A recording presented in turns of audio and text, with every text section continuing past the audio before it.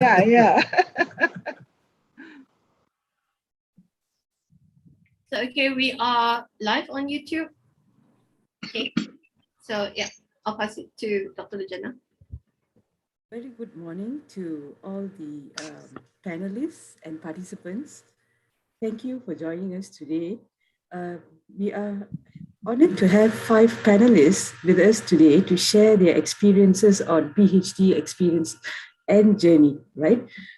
Before we start the session, there are a few housekeeping rules, right? Number one, there will be 2 platforms for today's session. One will be on Zoom and one will be on YouTube Live. So to those who are on Zoom, kindly mute your mics, and if you need to off your cameras, you can do so, but just keep your cameras on during the photo taking session.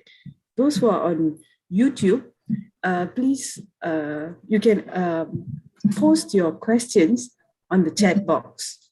And those who are on Zoom, you can actually post your questions during the Q&A session later, which is after 11:15 a.m.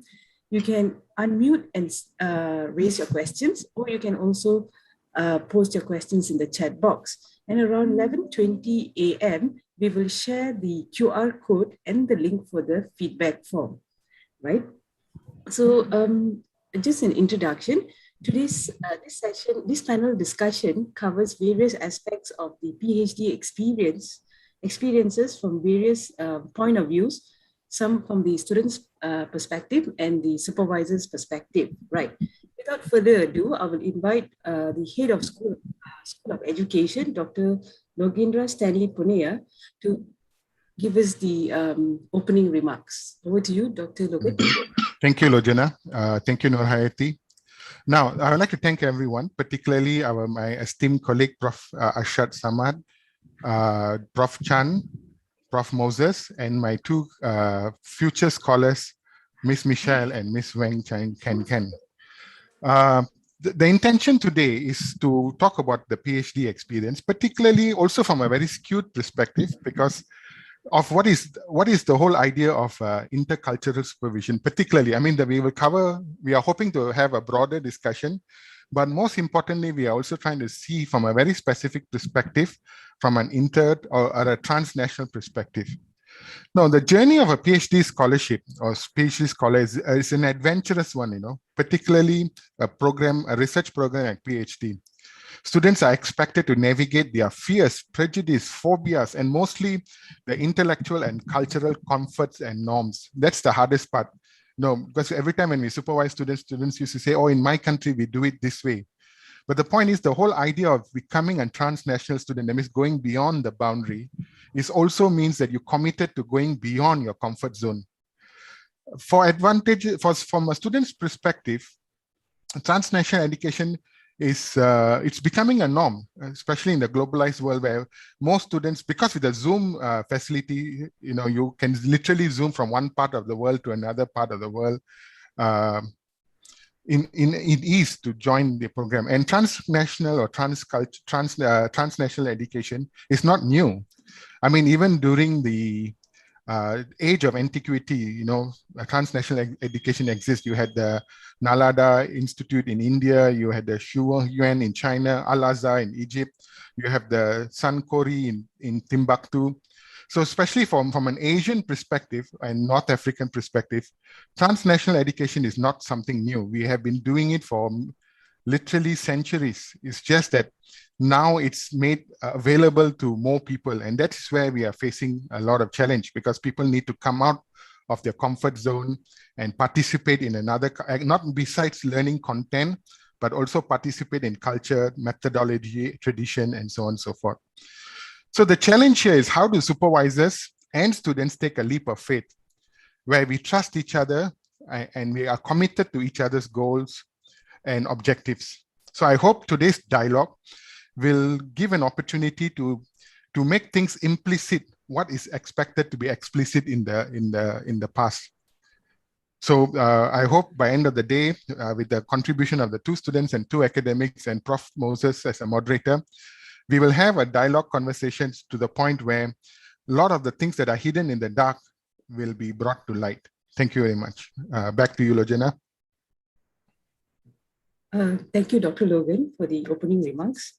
Now, I would pass the session to Prof. Moses, the moderator for today's session. Prof. Moses is our Senior Fellow Research with the School of Education. Over to you, Prof. Moses.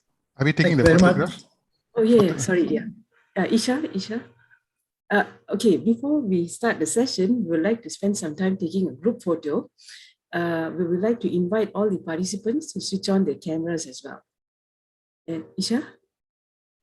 Hi everyone, thank you for joining here today. And I would request everyone to please turn on your cameras. And if you're not going to turn on your cameras, you could always do a reaction.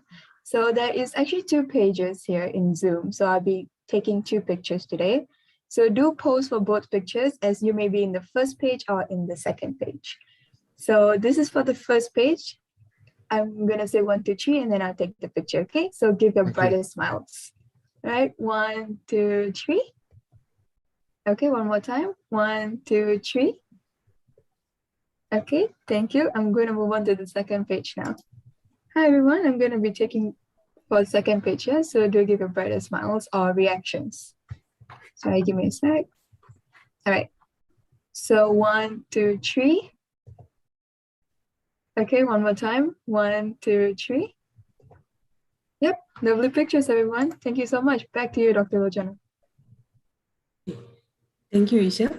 Right, so we are now moving on to the session. I'll pass the session to Prof. Moses, and you can choose to off your cameras if there's lagging related issues, right? And all mics will be muted from now. Thank you. All right, thank you very much, Dr. Lojana. Good morning, everyone, and welcome to this panel discussion. This is going to be a panel discussion, meaning people are not going to say their set pieces, but there's going to be a lively discussion, because the PhD experience itself is a very complex, multifaceted, multi-layered experience, all right? And in many ways, it's a very unique experience. So that's what we're going to try to unlock and try to explore today. We're going to explore various aspects of the PhD program. We're going to look at the PhD program as a process. We're going to look at it as a destination. We're going to look at the PhD program as socialization into academic life. On our panel, we have 2 academics and 2 students. Let me introduce them briefly to you. Prof. Arshad Samad recently joined Taylor's University as Senior Research Fellow, and he joined Taylor's after a very illustrious career at a public university. Prof. Chan Swee Heng, who is also a Senior Research Fellow at Taylor's. She has successfully supervised numerous PhD candidates over the period of her academic life in Taylor's and at a previous university. We've got 2 students, Michelle Zhang, who is a PhD candidate, who is currently working on a research proposal. So she's at the early stage of a PhD experience. And Ms. Wan Chang Chan, who is also a PhD candidate. She has passed her proposal defense and is now in the process of analyzing her data. Both Michelle Zhang and Wang Chan are international students from China, and they will bring to the forefront issues of cross-cultural supervision and issues of diversity of the PhD cohort, which is an increasing feature of PhD programs all over the world. Our plan today is to engage the panel for a discussion of various aspects of the PhD program for about 30 to 40 minutes. And then after those 30 to 40 minutes, we will open the floor for discussion for the remaining time until about 11:20. So we will definitely end the session by 11:30 in time for lunch. I want to start the ball rolling by stepping back a little bit. Stepping back a bit, not just looking at the details of the PhD experience, because every one of us has a different kind of a take on it, but to step back and to ask a broad philosophical question. And that question is this: what is the PhD? And how is the PhD experience different from other experiences, let's say the undergraduate experience or the master's experience. So what is the PhD? Perhaps we could start with you, Professor Arshad. What's your take on this? Okay, thanks, Prof. Moses, and also a very good morning to everybody. This PhD thing, yeah, I mean, what is this PhD that, I mean, can be a source of so much, you know, pride, can also be a source of so much despair. Okay. So, you know, sometimes I remember when I first came back after doing my PhD, people were talking about the PhD and saying, oh, you know what the PhD means? It means permanent head damage, yeah, PhD. But of course, that's not true. You know, just look at Moses, just look at Prof. Moses, look at Prof. Chan. We're all sane. I hope we haven't lost our marbles. Okay. But it does reflect the fact that a PhD is something very intensive. It's an intensive engagement with academic materials, with your supervisor, that is, you know, that will take, it takes many years to get your PhD done. Yeah. So if you were to compare it to, for example, master's is much shorter. A basic degree is something that, you know, just provides you with initial knowledge. But with a PhD, it's something that is very, you know, it takes very demanding, it's very challenging, yeah, and it will change you, yeah, in some ways. Okay, some people say the permanent head damage will make your head bigger. Okay, just to kind of, you know, allow you to keep all the knowledge in your head. Okay, let's hope it's not true, literally and also figuratively, because there are people who do their PhDs and come out of it at the other side and do have bigger heads. But anyway, another an analogy that a lot of people use to describe a PhD is that it's a journey. Yeah, it's a journey. So I feel that this analogy is quite apt, it's quite accurate. Okay. And for students who want to embark on this journey, okay, let's say you're driving, okay, on a journey, you need to make sure that everything is okay with the car that you're going to drive. Yeah. The lights are working, you know, it's a journey. Perhaps it's kind of like a mysterious journey because it's something new, right? So you have to make sure that you're prepared for that journey, okay? It's a long journey, no doubt, yeah, but it's a journey that will lead to a destination, and at that destination, there will be things that you will probably benefit from the entire experience, okay? You know, and in this journey, if you think of it as an analogy of a car, driving a car, you need to consider where your supervisor is, okay? Is the supervisor driving the car for you? This is not something that you want. You know, you want to be the person who is driving the car. Yeah, this is something very important because you are the person who at the end of the day will know more about your subject than the supervisor himself or herself. You know, this, I remember my own supervisor telling me this, okay? And, you know, is your supervisor sitting beside you as a passenger? Okay, is he paying attention to you? What is he doing? You know, this analogy of a journey, I think, is useful to think about, and you can actually extend on this analogy in many different ways. On a more serious note, you can look at a PhD as consisting of a process, yeah? Like, for example, the times you have to read up, the times you have to meet your supervisor, the discussions that you need to have with your supervisor, the times that you need to explain your point of view, and so on and so forth. You can also consider a PhD, another component of it being the product, okay? And this is also equally important because at the end of that process, you would want to come up with a product which is your thesis.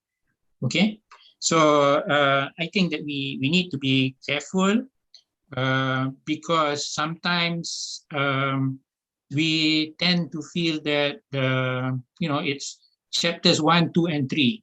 You prepare your proposal and everything's done. You're set for your PhD. Okay, but actually, when you really think about it, it's chapter 4 in your findings and your discussions that really shows your mettle, your ability to actually be part of this academic circle where you actually can contribute on a particular level. And finally, you have the third component being to me at least, the outcome.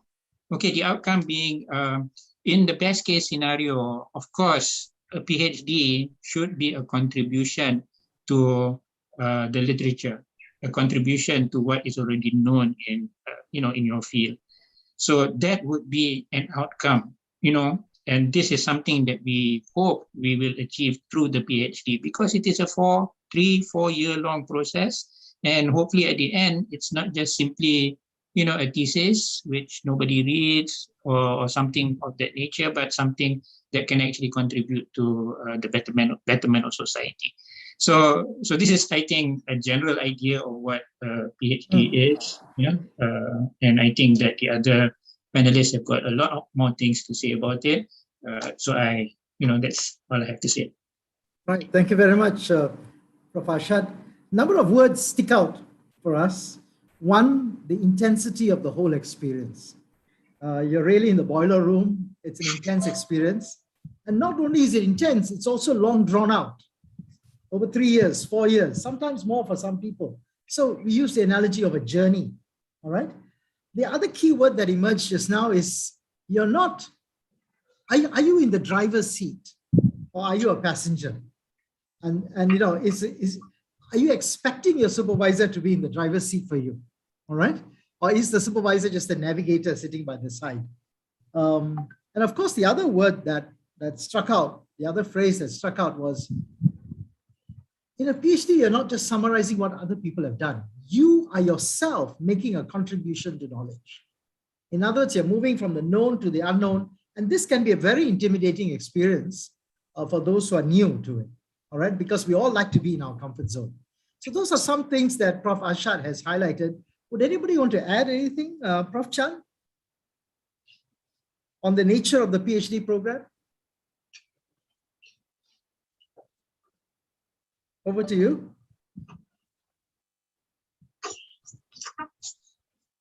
Prof. Chan, I think you need to unmute yourself. Mute. Yeah.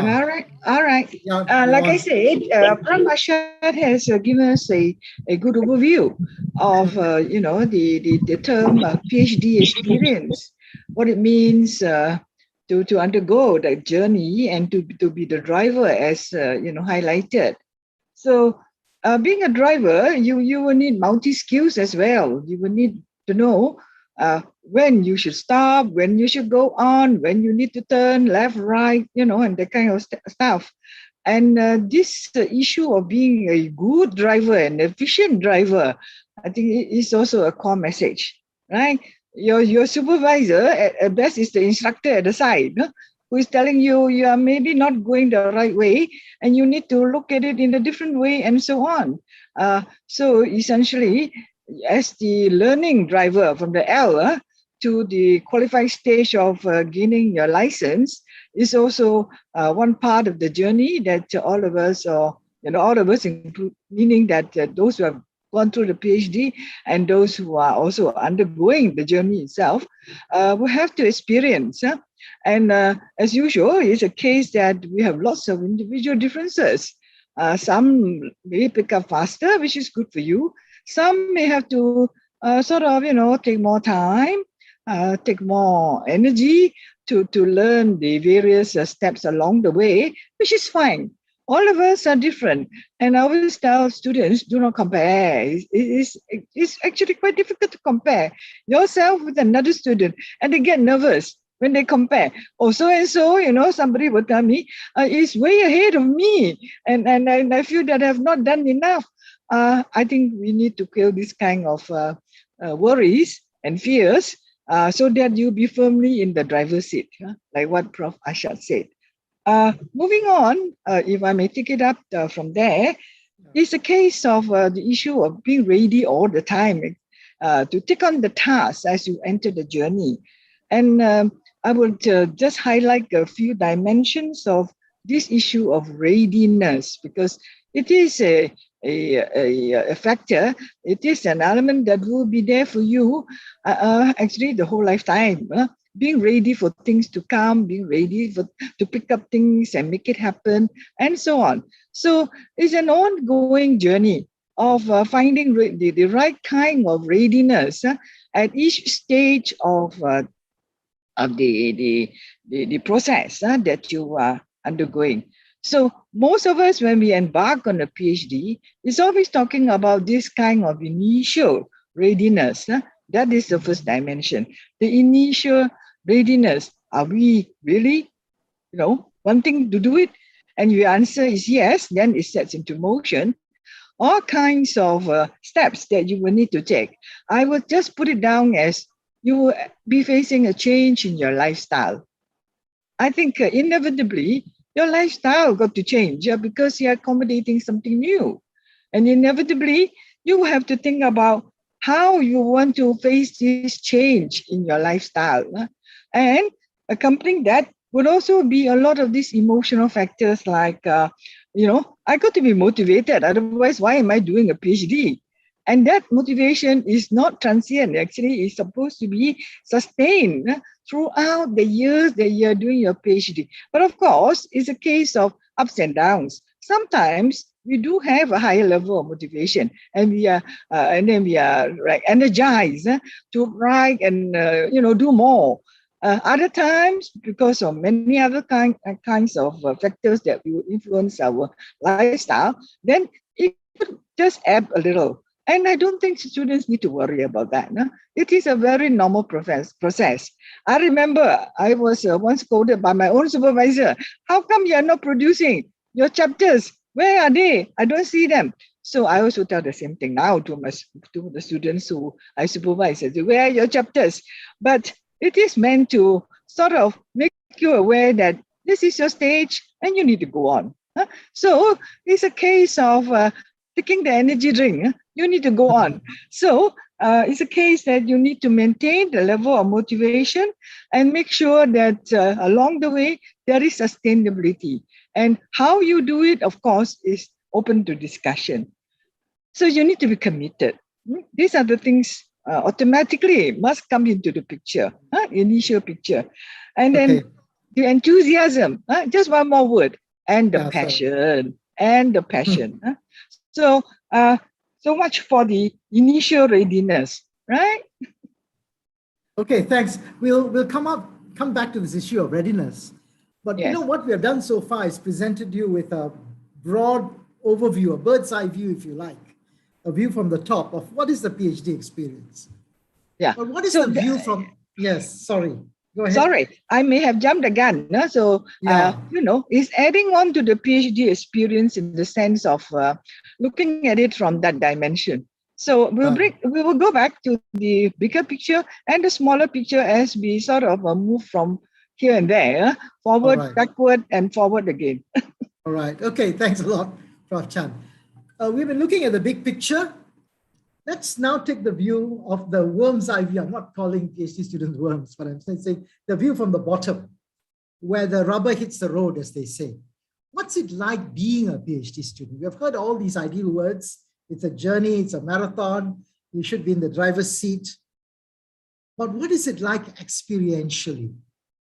I'd like to ask Michelle. Michelle, you're in the early stage of your PhD, refining your research problem.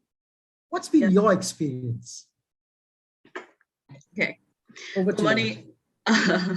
Good morning, Professor, Doctor, and my schoolmates. So I'm honored to have such an opportunity to share my experience today. So the day before yesterday, I met two professors, Professor Chang and Professor Moses online. So I told them that some PhD holders, they told me must cry a few times in the PhD journey. So they said they never heard before, and it is supposed not to be that hard. This recall me when I was in Bangalore in 2012 in India. I met a group there. People call him Rishiji. One day I said life is not easy. He corrected me immediately. He said, no, Michelle, remember, life is simple and easy. Even if we meet up again, I still tell him I enjoy my life, but life is not that easy. It's not about right or wrong. It's the only reason that we are in different space and at a different level. When I decided to start my PhD, I thought I was ready, whether the knowledge base or psychology. But I got a very bad jet lag afterward. I still remember our first day after school orientation. There's a female lecturer. She shared her experience of taking the PhD journey. She said, if you haven't cried 3 times, you don't take the PhD program. Actually, at that moment, I just thought why people are so fragile.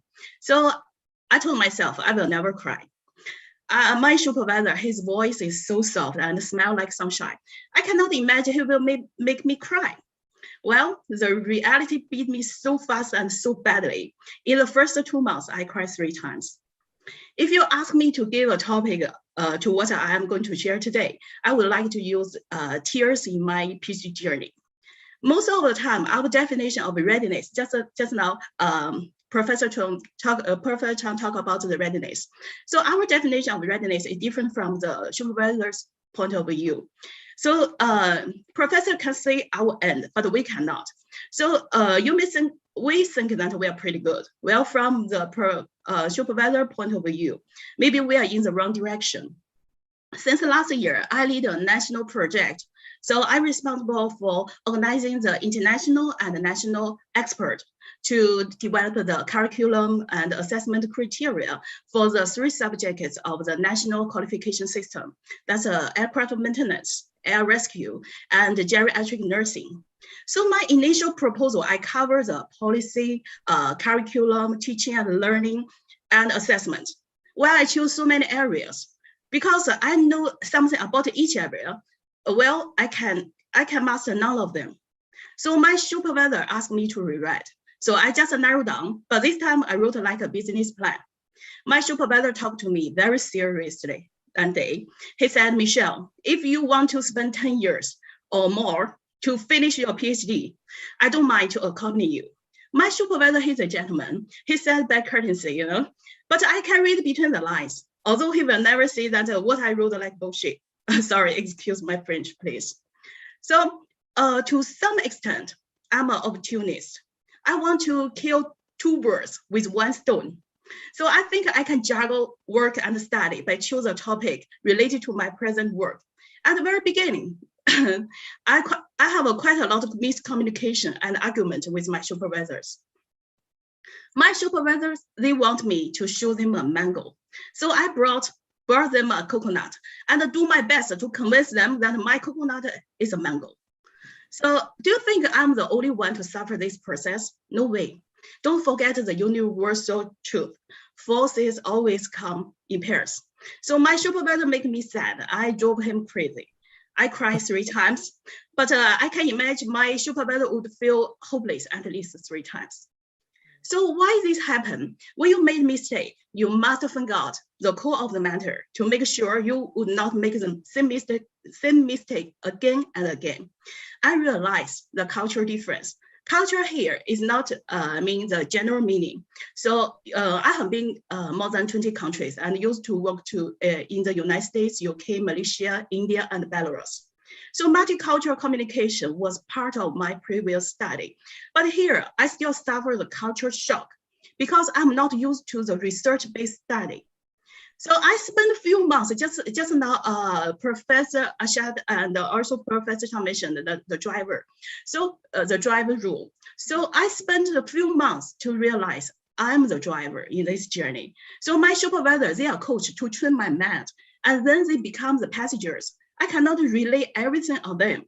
I'm the one to drive them around. And my camera should be fixed. Every study got a perspective. you should stick to the chosen angle. I went back and forth, during the journey. So because I did not fix my camera, and many students like me, that we are familiar with the course-based teaching and learning. That's why we started the research. We got a culture shock. And the most important and very serious thing is we don't have enough reading. My supervisor encouraged me to read more and read efficiently. I read very slowly at the very beginning. My supervisor told me skimming, only pay attention to the key points and only read the abstract, then decide to continue or not. Well, to me, at the very beginning, any sentence is a key point. Since my background is not education, the same length of article in business, I can read 5 per day. For the education one, I may use 5 days to understand one article. I know every single word, but put together, I don't really know what they are talking about. So after I done enough reading, I can read the education journals as quickly as business report. Then I understand what my supervisor told me before.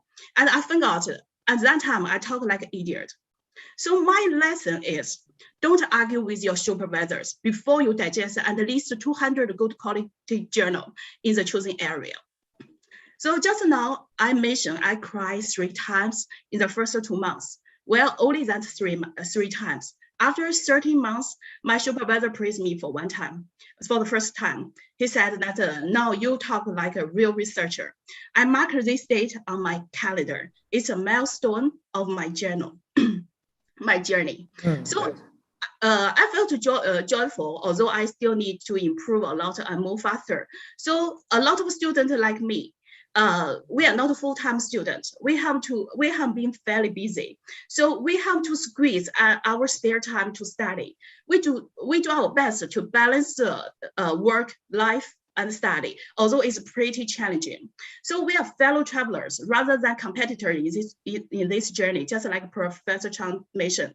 So study at your own pace. I hope we can learn from each other. So since my study is about beliefs, I would like to share my beliefs here. Hope this can also inspire you. So nobody will understand you until you succeed. Your biggest competitor is yourself. So hold on to your success. It's waiting for you at the next corner. Good luck, everyone. Thank you very much, Michelle. Thank you for a very honest appraisal of the whole experience. And you're absolutely right. There are tears of sadness and tears of joy. Both parts are part of the whole PhD experience. And the turning point is always, yeah, you're now thinking like a researcher. That whole idea of identity as a researcher compared to moving from, say, a practitioner or a business person or a real world person to moving into the world of research is a process of transformation, of transition. Wang Chan, what's been your experience like? Okay. We'll move further along in the research experience, but what's your take? Okay. So good morning, everybody. And it's a great honor to be here to join a panelist discussion as a doctoral student. Okay. I'd like to share some of my own experience. As we have all noted, I like the words addressed by Professor Chang and Professor Arshad, the word change, change. I think PhD experience has modified my way of thinking.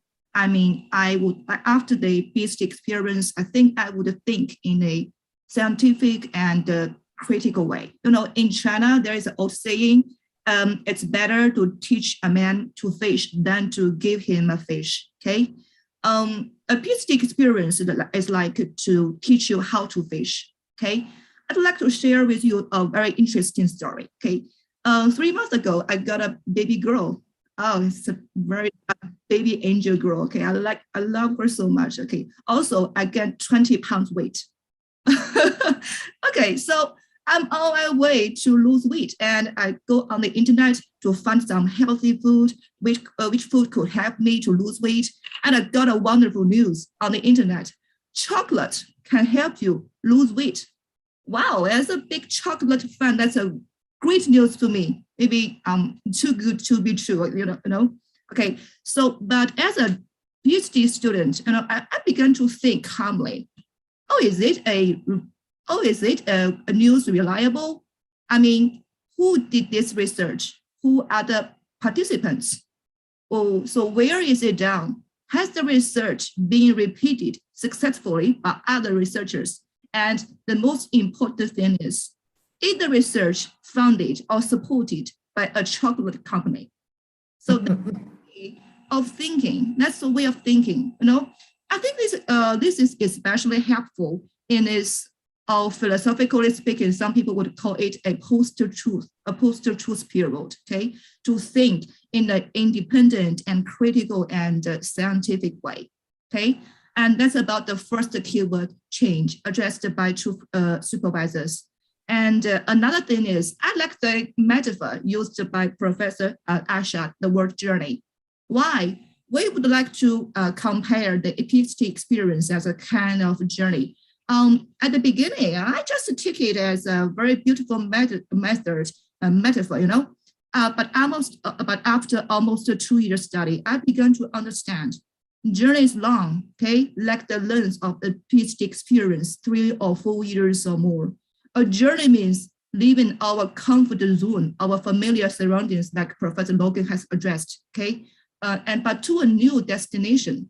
And in our journey, we could enjoy sunshine, we could enjoy rainbow, but also we could also encounter thunders and storms. Okay, Dr. Michelle has just addressed.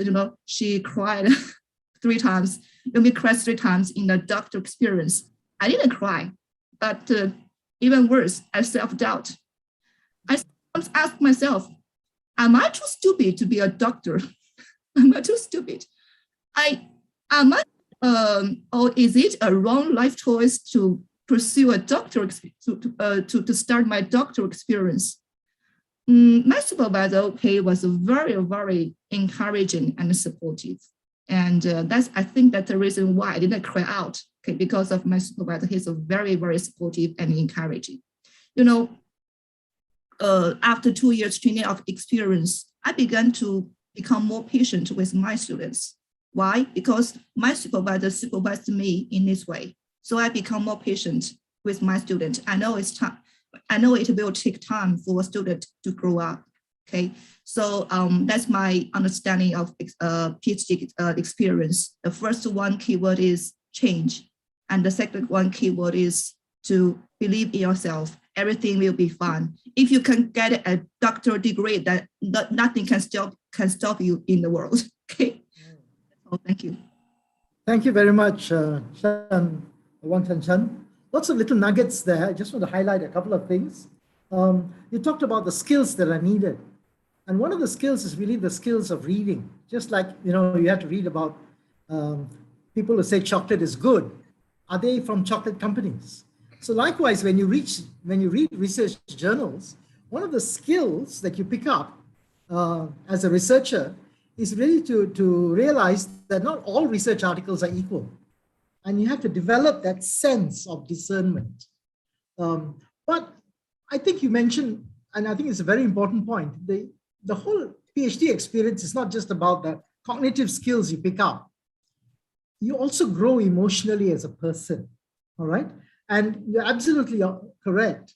We all go through periods of self-doubt, but also a new self-confidence that comes out of that self-doubt. So whenever we go through those little shadowlands, always realize there's a light at the end of the tunnel, but to keep persevering, to keep being persistent, all right? And you're absolutely right. Ultimately, it changes you as a person. Why are you going through all this? Why am I putting up with this? Because it changes me as a person. You said it impacts you as you teach. You become a different kind of teacher. Have you all realized this? When you complete your PhD, your name changes. You have a little DR in front of your name. Yeah. And your identity changes. You are not the same. The person who entered the PhD program is not the same person as the one who came out of it. And the DR is a signal, not that you can prescribe Panadols to people, but there is a shift in identity. There's a transformative aspect of that change. So we've looked at 2 student experiences. I know they are packed with lots of subtexts. I want to come back to Prof. Chan. You started off talking about readiness. But in the light of what our students have said, how else can we better prepare ourselves to be ready for that experience? In a sense, there's a lot of unknown, but still, at the same time, we can also prepare ourselves for the unknown. Prof. Chan, would you like to pick up on the points you have raised just now? You might have to unmute yourself again. Prof. Chan, you might have to unmute yourself. Yeah. Great. Because it goes into auto mute. Auto unmute. All right. Now I have to unmute manually. All right. Okay. Right. That's an interesting point, about wow, we developed individually, like what is highlighted. And at the end of the day, we certainly turn out to be somebody else in a way, because not only because of the DR in front, but emotionally, academically, we have reached a certain level of maturity.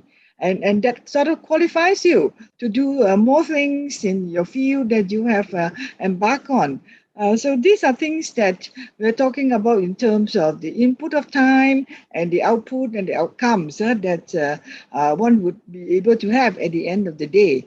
However, I would like to just point out that along the continuum, the timelines of supervising, while we do encourage the kind of independence and the self-exploration, often we still need to go back to the balance of being able to observe the PhD clock that is ticking all the time, because of the constraints that any period of the journey at that point of time would need to be attended to. So, supervision is a very constrained kind of effort in a way. We're always pulling the student back to timelines. And sometimes maybe it comes across as being hard on the student. However, supervisors do mean well in the way of handling the dictums of what it means to be able to graduate and get that PhD that you have set out to do. So essentially, we are talking about a lot of expectations at different stages of the continuum, as the journey seems to indicate. It is a journey that is long, but long in also to be confined to a certain period of time. I mean, nobody will want to do a PhD for 6 years if they can help it. Most of us will want to finish in 3 years or so. Right? So I think I speak for students or for myself as well. Why would I want to take longer if I don't need it? We might as well get on to another phase of our lives. So given this kind of considerations, I would really want students to emphasize as they go into the journey, this real-time engagement in academic development, because it is going to be a very crucial kind of involvement. And of course, at the end of the day, it will give rise to that kind of involvement as well. So we got to observe the clock. That goes without saying, so that your supervisor and you can come to the understanding. And we also ask for your timelines, so that you have something that is in your mind. You don't need to be so strict about it, of course, but it's a case that at the back of your mind, you know that these are the stages you need to go through. For example, the beginning student, how long does he or she has in terms of, going through the readings and then coming to a decision. A PhD journey is full of decisions along the way. You have to make the decision as to what is the topic, and soon. That's the thing. Soon. We do not have the kind of slow learning curve climb that we of course wish ideally we can have. In fact, what the expectations would be like is that you are doing accelerated learning. And I don't think we have, in a sense, a choice. So we need to get the license fast so that you can drive better, be the qualified driver, right? As we go back to the metaphor. So the accelerated learning, and you do not have a long time to prepare at the different stages. You need to know when you need to switch gear. So the first gear, the second gear, how long can you go like that? Huh? Because when you do your PhD, you need to go through the stages quite fast. Huh? So the students must come to that realization. This is real-time engagement. Huh? So I'll stop there. All right, thank you very much. Our PhD cohort of students are really very diverse nowadays. Universities have people coming from all kinds of different countries, different kinds of prior experiences, transitioning sometimes from your own master's culture to your PhD culture of being in the driver's seat. What are some of those cross-cultural challenges in adapting? Maybe I'll throw the ball to the students here. Either Wang Chan or Michelle, would you like to jump in on that? Michelle used a very interesting phrase. She had jet lag. Just as you travel from different time zones, when you come from a previous experiences to your PhD, you do suffer a kind of jet lag because you're crossing different time zones, different cultural terrain, if you like. Yeah. So what's the challenge of being an international student? Yeah. I think for many Chinese students, we have such a just like culture shock, just like I mentioned, not only that the research base, and also for some Chinese students that they have some language issue, and also that in China culture, that teachers, the lecturers, the professors, they are the set in this classroom. So that's the Chinese students, they are shy to say no, and also that. They are shy, afraid that to use their own voice. So that sometimes that I think supervisors also suffer from this. So that they tell students something, and students make the same mistake again and again because that they don't really understand. I think that's a professor. So one transition you are looking at is the authority of the teacher. In a sense, when you confer authority on your supervisor, you are actually putting the supervisor in the driver's seat. Would that be right? Yes. Yeah. What is the point? I mean, has that been your experience as well? At what point do you make that shift to realize you have got to be in the driver's seat? That's why your positioning yourself is very important. When that day, after a few months, I found out I'm a driver. So that I just try to improve my skills of driving. Okay, good. Yeah. And of course, we can all ask the questions, what are these driving skills all about? I think rather than passenger skills. Yes. First of all, you need to get to know more, the knowledge base, and read more. The quality, the very good quality articles. Okay. We don't summarize other work, but we need to work based on that. So that you must strengthen your base first to get the skills. Wang Chan, you want to add to that? Okay, I'd like to share some of my own experience. I got my master's degree in China. And my supervisor at postgraduate time, he usually gives me very clear signal of what to do and how to do it. As a postgraduate student, I was very happy with this. It's very time saving. And when I become a doctoral candidate, I'm expecting. At first, I was expecting my supervisor to supervise me in this way, to give me a clear signal, to tell me exactly what I can do and how to do it. I read some of my supervisors' research articles. I download them on the internet and try to figure out what my supervisor was working on, and so that I could follow his steps. But they told me to read widely and find my own research interest and my research gap. At first, I wasn't very accustomed to it. I feel I was lost at a big sea. I was lost at a big sea. I don't know what to do. I read aimlessly, just read, keep reading. And finally, I saw the light. Okay. Looking back on that time, I really appreciate this way of supervising. And not everybody like this way, perhaps, but I myself, I really appreciate this way of supervising. Why? Because I didn't waste my time. I read the right way. Some may related to my research and some may not be related to my research, but finally they will contribute, they will expand my research scope. Recently, I was thinking about the possible findings, and I found that if I want to give a qualified discussion of my research, it will involve a cross-disciplinary knowledge, not only education, not only pedagogy. A good discussion will involve multidisciplinary knowledge. So thanks to my previous study, I could have more resources to refer to, okay?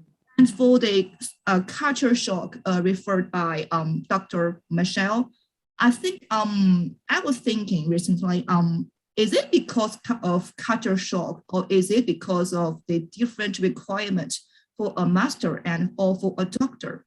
Okay, I mean, for a doctor is like a beginning of it's like a beginning of becoming a scholar, and for the master degree or for postgraduate student, this requirement, the academic requirement is comparably simpler. I mean, lower than a doctoral student. So I was thinking about the word culture shock. Okay, it's so what makes these communication difficulties between a supervisor and supervisors and students? I was thinking about this issue. Thank you. That's my point. I suppose when you're talking of culture shock here, we're talking of academic cultures as well.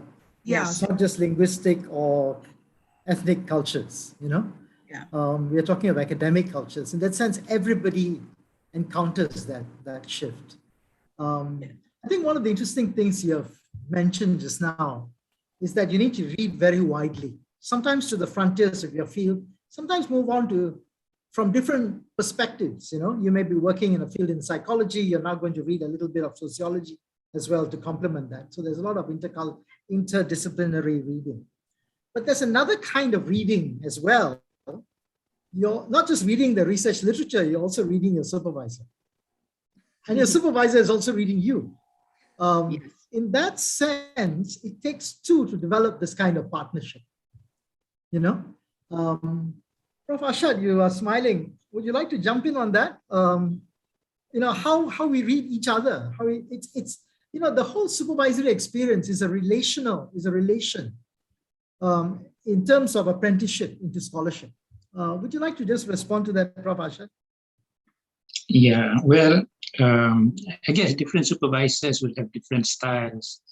Some are very, laissez-faire. It's like kind of, you do your stuff, I'll just look at what you do, and then I'll just check on you if things are not moving in the right direction. Some are more controlling, okay? They kind of like say, you have to do it my way, right? It's either my way or the highway, right? So the different kinds of supervisors. So it's important for the student to recognize how the supervisor wants to conduct this supervision, okay? Because if you don't do that, then your expectations may not meet the actual, reality of the supervision that's provided to you.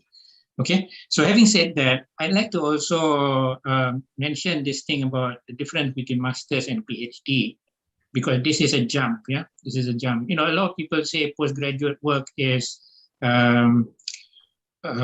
training, it's training to become a researcher, right? And other people say postgraduate work is in order for you to contribute to the body of knowledge. So if you were to compare the master's and the PhD level, at the master's level, many supervisors just consider this as training, meaning to say that even if you were to do something that is quite common, not so, groundbreaking or anything like that, it's okay, yeah? But when it comes to the PhD, it's more your show, we're talking to the students. So you have to contribute a lot more. You have to make sure that you are heading in a direction which will contribute to the, to the body of knowledge that we already have. In terms of culture, I think that students should be aware of their own cultures, not just the culture of the place where they are studying. Because I've had a lot of Middle Eastern students in the past, and I found that they are actually from an oral culture, okay, from an oral culture. So when they talk, when they talk to me, when they tell me what they want to do and how they want to do it, this thesis, it sounds very clear. But when they start writing it down, okay, then it becomes a little bit problematic because I think they are more used to just talking about things rather than writing it down. There is also another transition that we have to make when it comes to academic writing. Many people are just more familiar with, say, personal writing, maybe emails, maybe even creative writing. But when it comes to academic writing, they find it very, very difficult because when you look at the thesis is an argument, a 5-chapter argument, yeah, where you build from what you really want to do, identifying the problems, and setting up a way to actually solve the problem. So it's a thick book, thick document, but it's an argument that you have to develop from beginning till end. Okay, so this is the researcher mindset that needs to be developed. And of course, academic writing conventions is something that people need to be familiar with. That's part of the reason also why we tell our students to read academic journals, not simply just to get the content, but also to get the feel and the flavor of academic writing. So these are some of the things that I can think of that Right. Yeah, absolutely. I think there are lots of gems there. The whole dissertation itself is part of an argument across the different chapters. And with an argument, you've got evidence and you're making a case for something, like a lawyer going to court to defend your client. You're defending your thesis. That's why we call it a thesis defense, because you're defending it, And in order to understand the argument, really, we also need to understand what are the other arguments that are going on in the field. What are the debates? What are the controversies that are out there? And as you read the research literature, you ask yourself, what are the debates? What are people fighting about? What are people arguing about? What are the civil wars that are going on in our fields? And how do I position myself in relation to this crossfire? That is the skill that you need to pick up as we move to the cutting edge of knowledge. All right. And that's something that is difficult, but it's something that we all pick up, and there's great joy that comes from that. Now, we said that the PhD experience is relational, supervisor, supervisee working together. And I would also add students working with other students, that peer support is extremely important. But we now live in a state of a pandemic where most of us are not interacting face-to-face over a cup of tea or a teh tarik, all right, out there in the commercial block of Taylor's. We are communicating through the screen. Has the pandemic, has the online supervisory mode mediated through the screen rather than face-to-face posed unique challenges? And if so, how do you deal with these challenges? And I'd like to throw this question across the board to all the members of the panel. Anybody would like to speak up? You can just unmute and speak. Prof. Chan, you look like you have something to say. Okay, yes. Well, I had the opportunity to supervise some students F2F, and then after that the pandemic came, and we had to do the online kind of transformation. Well, I must say that online supervision is much harder than being able to see the student face to face. So I would encourage all students to, to come back if they can for the period of time that they have been allocated or set their minds on, to go through that face-to-face interaction. I think it is very meaningful, and we do engage in a different way from just the online platform. Online platform to me is a harder way from one dimension, and that is trying to understand each other. Trying to understand each other through this Zoom platform, which is a difficult thing to do. It's time consuming, and there are things that we have to really consider very often, because along the way when we find that the relationship is not working the way we want it to be, then we have to divert to other things that would be, I think, more easily handled when it is offline than online. Simply going back to the point that Prof. Ashad raised, we need to observe conventions. We need to talk about academic writing. So academic writing is sometimes a very close attention to text development. And that is where students do not get the hang of it, because it involves thought patterns. Culturally, how you present your thought patterns might be different from how academic writing expects you to present the thought patterns, because academic writing is very much an English language tradition in that sense. And you have to see through the lenses of the writing from the point of view of someone who is able to write in English. And this point comes through very, frequently, because students very often, because of the cultural kind of differences, they do not see the point of linearity in the sense of the development of the text development. And that would mean that, where do we go to make the students understand? In fact, we need the scaffolding. We need this kind of scaffolding for the students. And I'm glad to see that, Taylor's is also trying to look at it that way, so that students will be able to move along better in their academic writing. So, when we supervisors have to take on the role of having to explain about academic writing, then it is quite difficult to do so on the Zoom platform. Whereas in a face-to-face, you say, okay, you come back the next day and then we will try to sort it out, maybe. Or, I send you to read and you come back with the articles on this kind of aspects about academic writing. So the lag between, the meetings may be an issue because we don't get to see the students often enough sometimes when we limit ourselves to maybe just once a week and so on. So that's my take. The linearity, the thought patterns have to be realized before we can even talk about sensibly discussing the writing piece that is being done, so that there will be more meaning to it. All right, thank you very much. Wong Chan, you went through both the face-to-face as well as online supervision, right? You came in between the pandemic. Would you like to add anything to what Prof. Chan has said? Or okay, go ahead. Thank you very much. And actually, I spent my first year in Malaysia, and that's a very best time. Okay, I like it. I enjoyed the time I spent with my supervisors, my teachers, and my classmates.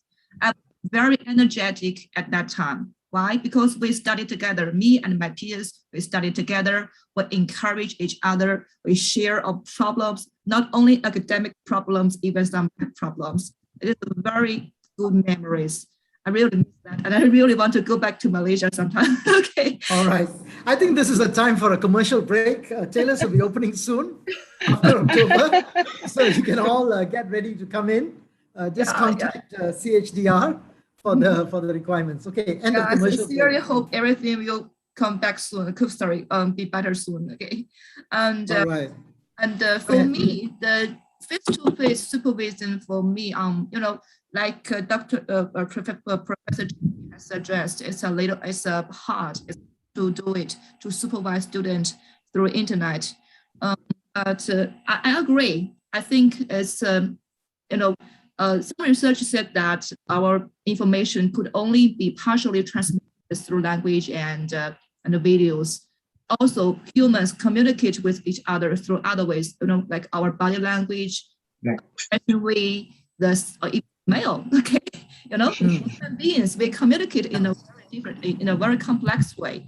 And I think there is also a good point for online supervision. That is, we could meet more convenient. I mean, we can change on the micro, our cell phone and laptop, and we can talk with each other. Okay, and we know that our supervisors are always very busy, right? Okay, but we can use their, some small time to talk with each other through microphone or through laptop, right? I think that's the good point is face-to-face supervising. And another thing about is about academic writing. Okay, I have to admit that I also suffer from it.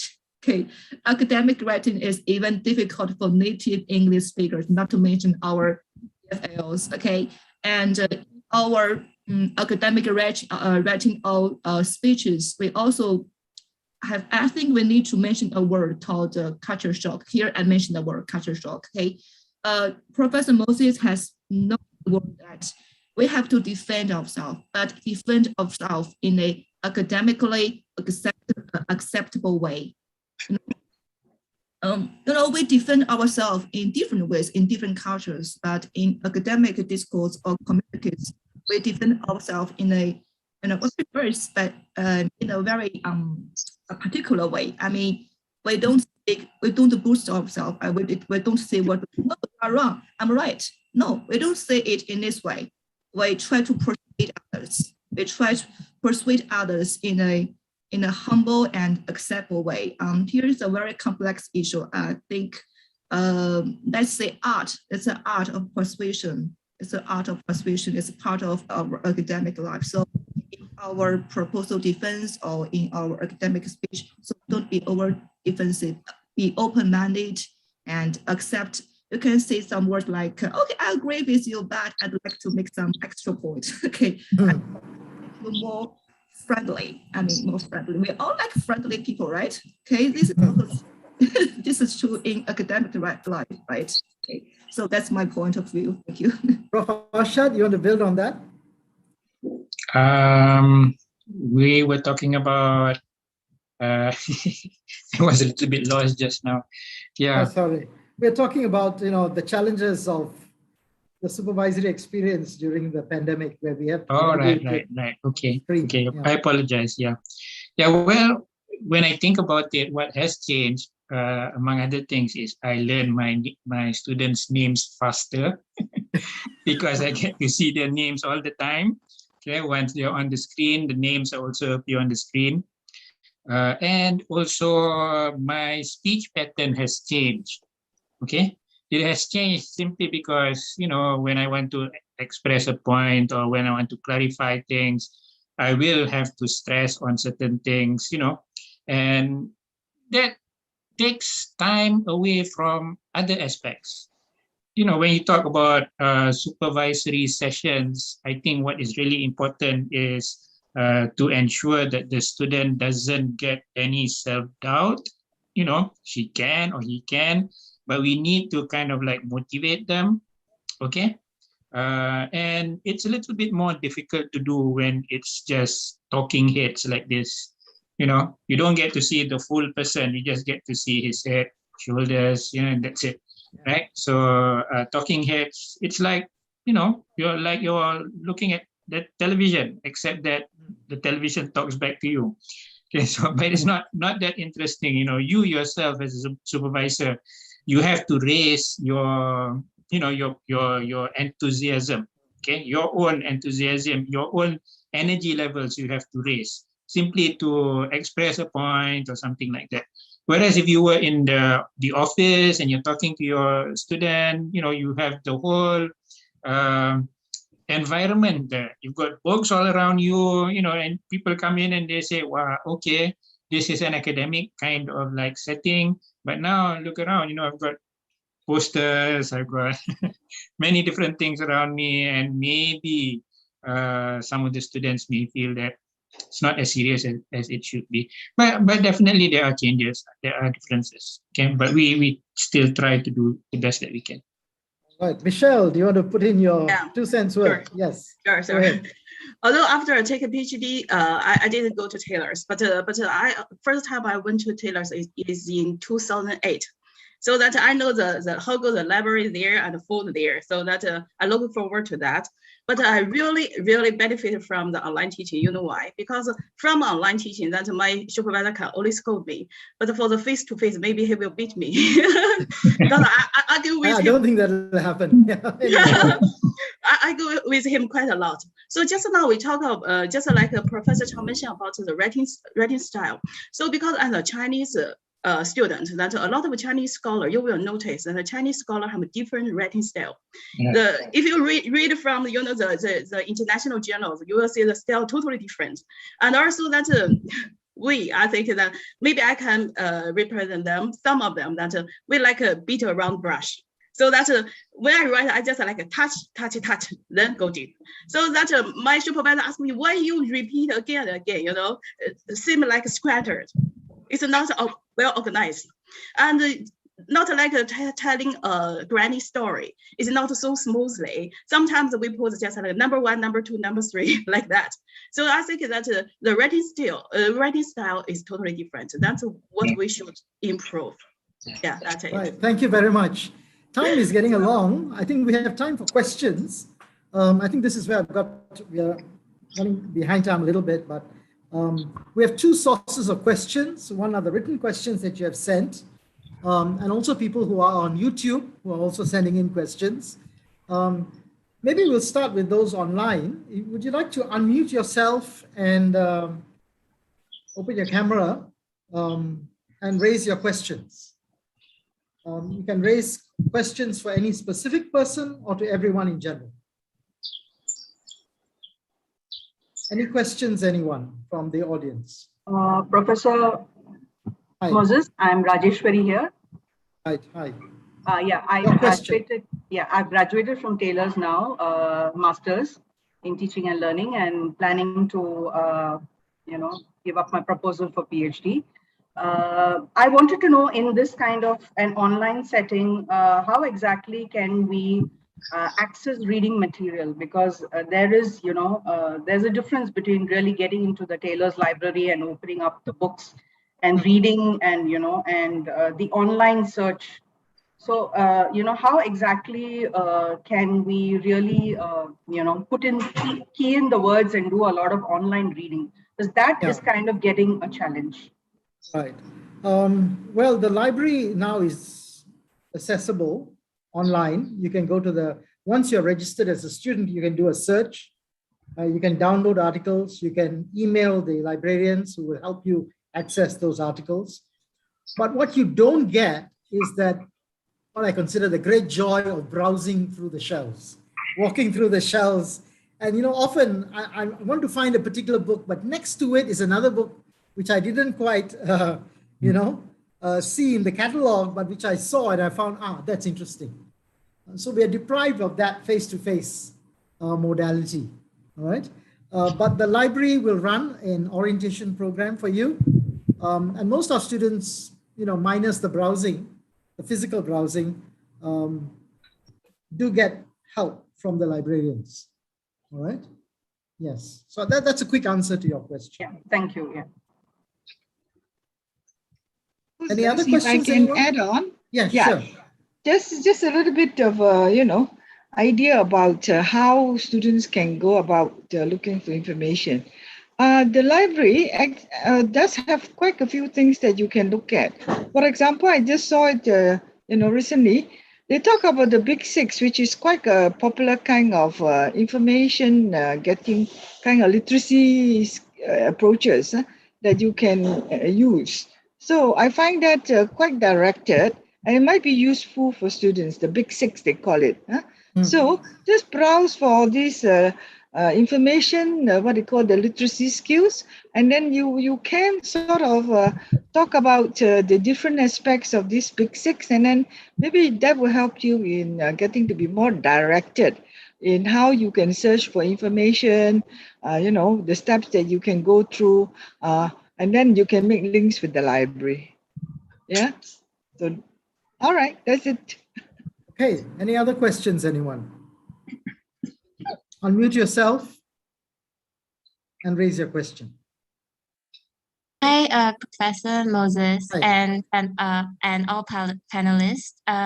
It's Denise here. I just have one question. I have not embarked on my PhD journey. However, I've been thinking to do so for the longest time now. I think my biggest holdback is, finding that inspiration, that research interest, or that gap. And I remember Professor Moses, you said before that your biggest problem may be that research problem that you haven't found yet. So I just want to know, apart from reading, what other possible methods or recommendations that you guys may have for us to find that inspiration. Thank you. Finding the inspiration and finding the gap. Two slightly different issues. Anybody would like to come in on that? Just jump in.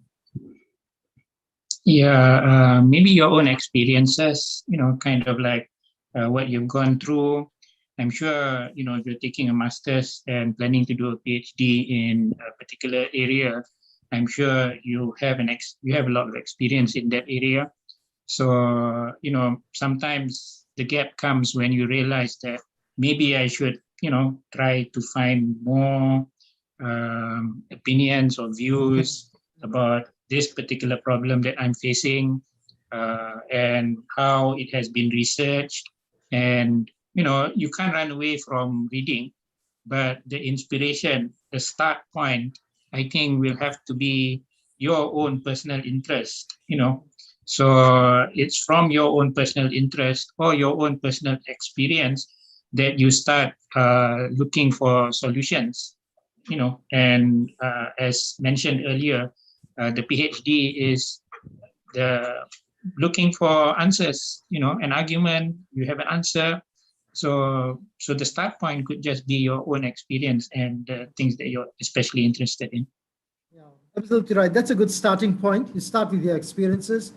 Don't just talk about, well, you need to talk about it. So it comes through multiple conversations of what's bugging you, about your experience. What are your burning questions in the world of experience? So you talk to people, you read about it.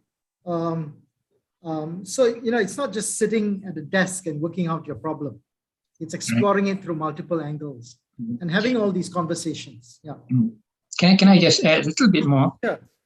Yeah. I think what you mentioned, Prof. Moses, is actually also a very good start. The fact that if you want to join, I won't say that it's an exclusive club, but if you want to enter into academia, you probably need to immerse yourself into, this area, into academia, and talk to people who are from academia. So when you talk to them, then you get more ideas. But if you stay in your office and you start reading, and you just think in terms of, what does this research say, etc., you probably may not get something which is more current and more actual or, relevant. So that's another possibility to talk to people. I think that's very important. Thank you, Prof. Moses and Prof. Arshad. Thank you very much. Okay, the students can also jump in and relate that to your experience. Anyone? Okay. Can I Right. jump? Yes. Okay. So I'd like to give you some of my own stories. Can't find a research gap, and then you can't frame a good research problem. Now it's okay. That's the most difficult part at the early stage of your research. Be relaxed. Just be relaxed. Once you get your research gap and frame your research problem, and then it'll go very smoothly and fast. Okay. So don't be nervous if you can't find it in 10 days or in 1 month. That's a metaphor I can use is actually a camera lens. You're taking a photograph of, say, a flower or a bee, and what you're going to do is actually start adjusting that lens. Initially it's a vague kind of picture, but eventually it gets a lot clearer as you go along. Yes. Yeah. Okay, I'm going to turn to Dr. Lojana. Are there any questions that have come online? I think some of it has been answered, but one was, how do I get prepared for a PhD journey? And another one is a number of journals needed to be read before starting a PhD journey. What's the second one? What's the number? How many journals are required to be read before studying a PhD journey? We get this question quite a bit. Prof. Chan, you want to jump in on that? There's no magic number. Or any of the students as well. Yes, in the course of the supervising students, and I earlier on I did mention that it's accelerated learning, and we therefore also have to look at it in terms of, you know, at what stage can you spare, how much time you would be able to spare that particular stage of your development. So you know, students come into your tailors and they have one semester to sort of prepare themselves. That is the reality, right, of the program. And they will have to do research methodology and at the same time engage with the supervisor to explore, to think about possible areas and so on. My own experience is this. I always think that because of this time frame that is imposed on us, it's always good to think of what are you good at? What are you good at professionally? So most of the time it's a case that you have some experience in teaching. And the next question that I would ask is, what do you like in terms of your teaching experience? That is an important starting point, I feel. What you like to do, pursue that passion so that you will be able to articulate that interest into further readings. Because when you say read widely, it can be a whole dimension out there. It's a case of reading widely, more related to an identified task in a sense, so that it will be more focused because we work within this kind of stages. Yeah. So I tell my students, please do your readings. And initially, I do prescribe readings. Yeah. I do. I mean, you know, it's a case of, I think, a good starting off for the students. Right. So once they have identified the topic, and then we examine the feasibility of the topic, then when it is, it shows some potential, it must be a case of potential, then we can go on to that even more deeply. So, you know, when we talk about reading, it is actually focused reading. After time, I mean, initially you can explore, you know, just spend some time, some weeks doing that. But at the end of the day, it's always focused reading. And when you have that focused reading direction, I think it helps a great deal. That's what I noticed, you know, with the students that I have. Okay. One of the ways of doing this is really to formulate questions as you go along. Yes, you know, that's as also you begin true. to read, what new questions have emerged? Yes. And maybe pay attention. The way you're That's going right. to focus your Pay attention to what people are, like you say, engaged in argument about. What are the debates? So you begin to make notes and sort of, you know, be able to increase your awareness and slowly develop that into a piece of writing for your supervisor to see. Any of our students want to jump in on that? No? Okay. Yeah, sorry. Yeah. Professor. How much time do we have left? I mean, it's almost we've probably got about 4 minutes. Yeah. Okay. Yeah. Okay. I just wanted to, you know, share this article that I read. I was able to read, you know, a couple of days back, and the writer was talking about a theory called self-determination theory, and she actually published in a journal which was about supervision, doctoral supervision. So I guess maybe some of you will be surprised to know that there's actually a journal on doctoral supervision. And she was talking about this self-determination theory, and there are sub-theories under it. And one of the most interesting theory was called the basic needs theory.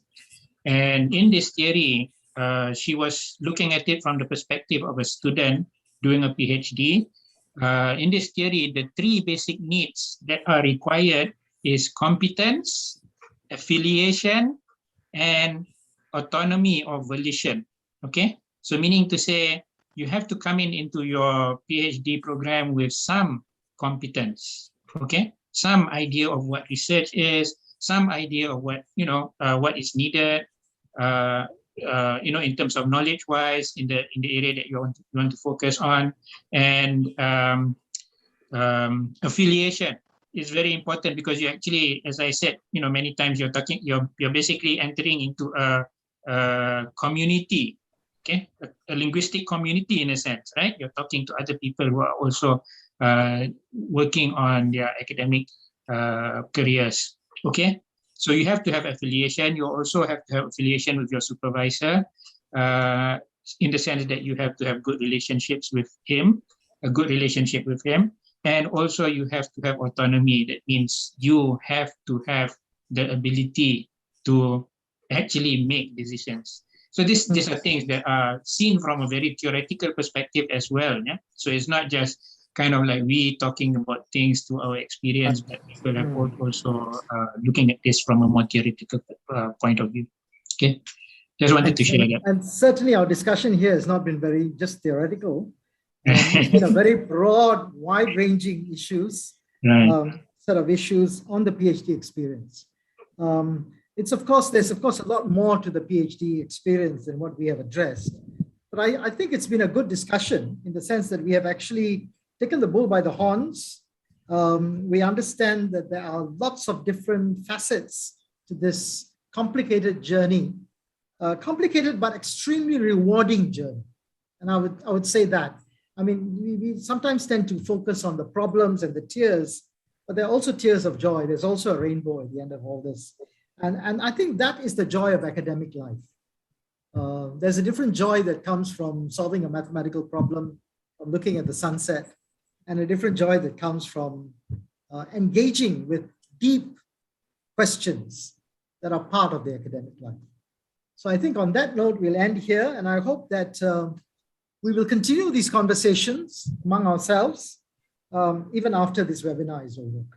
So thank you very much. I'll pass the floor back to Dr. Lojana, who's got some housekeeping matters. Thank you, Prof. Moses. And thank you very much to all the panelists for your very insightful sharings. Okay, thank you, Prof. Chan. Thank you, Prof. Arshad. Thank you, Ms. Wan Chan Chan and Ms. Vishal Zong, right? Okay, before we end today's session, I would like to share my screen and get some feedback from the participants. So kindly take some time to fill up the feedback form. And do let us know how the session went. Okay. Can we post the link on the chat? Yeah, I posted the link as well. I've already posted the link as well in the chat box. And this is the QR code. So kindly take some time to fill up the feedback form. We would like your feedback on the session. And if you'd also like to be a recipient of future webinars organized by the school, please fill up your email address as well. Is the QR code blocked by a photo, the visual, the video of some of the speakers or the panelists? Can you actually get to see the whole QR code? Yes. Okay. Yeah.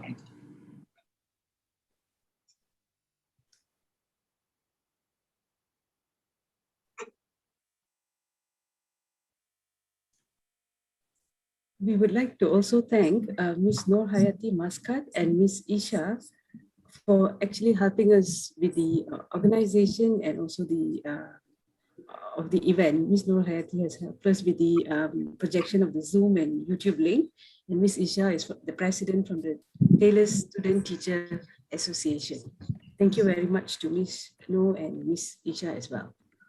Okay, we'll give you all another 5 minutes to complete the feedback form. Are there any more questions from the participants? Would you like to ask any more? Kindly let us know. We will be ending the session in a short while. If I may just say this on a lighter note, You need to have fun with your PhD. You need to have the fun in your PhD and not just think of, having to work on it like a tedious chore. We need that kind of balance so that, excuse me, so that, your PhD journey is also having the fun element instead of just looking at it as a very serious kind of attempt all the way. Let there be fun. And how do you engage in this fun? With your peers, even with your supervisors, I'm sure. That we can let our guard down and talk about other things. Sometimes we just talk about other things actually during the supervision because that is more fun than talking about seriously the academic developments needed. Lighten it up. Okay, while waiting for people to fill out the form, maybe I can turn to each of the panelists for one quick takeaway from this session, or anything you would like to remind us of. I mean, the idea of fun is absolutely important. Yeah. Go ahead. Quick takeaway. Yeah, well, I think you have to just be self-motivated, don't give up hope. I mean, just forget about, trying to compare yourself with other people. Yeah, we are all kind of like on the same journey, but we're in different cars. Okay, people say we're all in the same boat, but it's not always true. We're all in the same direction, heading the same direction, but we're in different boats. Okay, some big boats, some small boats, some wooden, some, so we've got some Porsches, some Mercedes, some Kanchir, some Axias, but they'll still reach their destination. The journey will be different. A little bit bumpy sometimes, but don't give up hope. Yeah, it's something that will be rewarding at the end. That's it. Michelle? I would like to cite Professor Moses told me before, never run away from problems. If you run away, the problem will chase you. Face the problem and try to solve it. Then the problem will run away. All right. It's the metaphor. It's a metaphor. It's a metaphor, yes. Chan Chan? Sorry, Chan Chan, isn't it, your colleague? Yes, I'm calling Wang Chan Chan. Yes. Okay, not Chan, no, okay. No. You can also come in, yeah. Okay. While people are filling out the form, yeah. I think there are some technical skills that we all doctor students should all acquire. The first thing is you must learn how to use EndNote, Envivo, SPSS, and how to find related research from the internet. Okay, very important. Those are the skills that won't be taught in our classroom, but you must learn by yourself. You can attend a seminar, some research seminar, very good. Like 1 week ago, our school held a seminar on how to conduct a qualitative study by using Envivo. And very important, it's a process of self-learning. Okay, so if you feel puzzled and don't know how to do it, self-learning. Okay. Yeah. And another thing is about self-control. In this pandemic period, we study in our own place, in our home, and at this time, it's easy to become lazy, right? Because we are not surrounded by our peers or supervisors. So self-control is very important. Force yourself to study at least 2 hours every day. Set a goal for yourself. Okay, it's very important to keep yourself motivated and active. Okay. And if you ask me what is one takeaway I got from this today, I would say there is no one size fits all for the PhD experience. Everybody experiences it in a different way, although we have a lot of commonalities. All right. So on that note, I think thank you very much. We have almost reached the 11:30 mark. I'll pass it back to Dr. Lojana. Yeah. Thank you very much. We've concluded today's session. Thank you everyone for participating and asking questions related to your upcoming or future plans on a PhD journey. So with this note, I would like to end today's session and thank you for joining us today. Have a nice day. Have a great weekend too. Thank you. Thank you to everyone. Thank you. Thank you to everyone. Thank you. you. Bye. All right. Bye-bye. All right, bye everyone. Thank Bye. you Bye. Thank for you. all the Bye. help, the support. Welcome. Hayati and Isha and everyone else. Yeah. Welcome, all.